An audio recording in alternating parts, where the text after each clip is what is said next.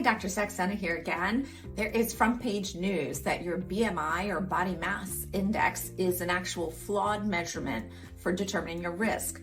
Yes, if your BMI is above 30, that defines you as obese, but there's a lot of people who are in the normal and overweight category that could actually have hidden risk, and that's because BMI doesn't catch you. So how can you find that hidden risk?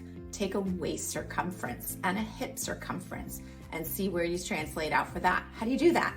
Well, you feel for the bottom of your rib cage on one side, and sometimes you might have to lean over in order to get to it. So you feel for that bottom rib, and then you feel for the top of your hip. Now, I'm short-waisted, so there's not a lot of space in between, but I go halfway there, and that just happens to line up with my belt. So I take a tape measure and go all the way around and do a circumference. That's my waist circumference.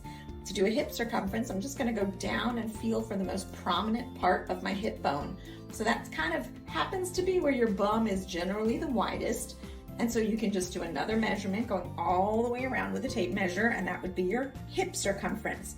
And if you look online, you'll see measurements that tell you what your waist circumference should be and what your hip circumference should be, or what the ratio between those is.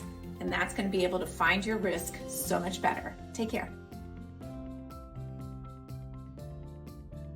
Hi, Dr. Saxena here, Chief Medical Officer at Form Health. Thanks for visiting our channel. Make sure to subscribe to get the latest insights and information on functional and integrative medicine.